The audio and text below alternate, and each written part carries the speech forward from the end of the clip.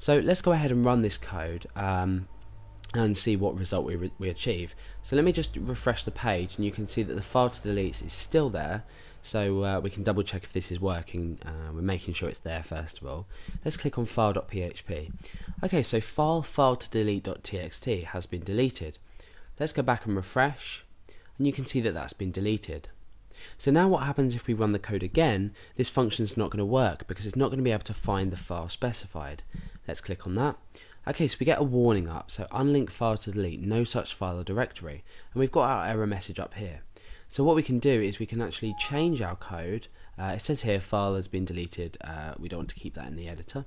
So what we can do is we can change our code, and we can put an @ symbol before this, so we're not going to get this warning up in PHP. So let's go ahead and refresh, and you can see that we've just got our plain error message on its own. So now we've successfully looked at deleting a file. What happens if we want to rename a file? So let's go ahead and get rid of everything on this page. Okay, so we want to rename this file to a random array, if you like, of numbers. So we're going to be using the rand function to generate a large random number, and then we're going to rename this file here to that random number and then .txt. So we're still maintaining the file extension. Okay, so let's go ahead to file.php. Let's first of all specify the file name in a string data type. So this is file2rename.txt. Now let's go ahead and create a random number. Now if you haven't already looked at creating random numbers in PHP, we use the rand function. So let's go ahead and say rand is equal to rand, and this is going to take two parameters. It's going to take a lower and an upper limit. So we can say set our lower limit to 10,000, and we can set our upper limit to 99,999. So this is going to generate a 5-digit number between these two numbers. So this is the lower and this is the upper here. So the function name that we use is simply rename. So remember before I said delete isn't as obvious when we use the unlink function, but with renaming we just use the rename function. Okay, so let's go ahead and do that. So let's say rename. Now this is going to take two parameters, obviously, because what we need to do is specify the file name to rename and also what we want to call it after that. So let's go ahead and we'll say rename file name, and we're renaming this to rand. Remember, you need to append on .txt because we're still maintaining the file extension. So if you don't append on a .txt, this rand value is just going to be the file itself. So we're just going to have a number. So it's going to be an unspecified file type. So again, let's go ahead and enclose this in an if statement. So what we're doing is we're checking that the file has been successfully renamed, and then otherwise we're giving an error message.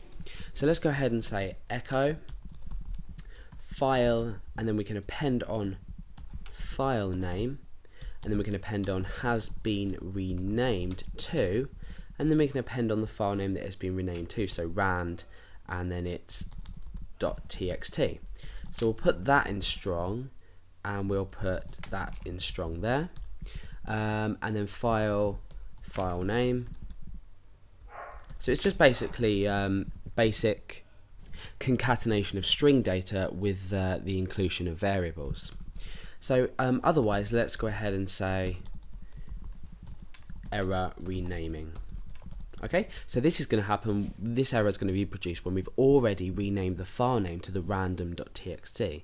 So like I said before, the reason you might want to rename your files to a random number is to keep them hidden from users. You may have this random number stored in a database somewhere, so your database knows where the file is, but your users don't. So they won't be able to look at the file specifically on the server. There's many reasons why you'd want to obviously rename a file, but I'm just giving this as an example.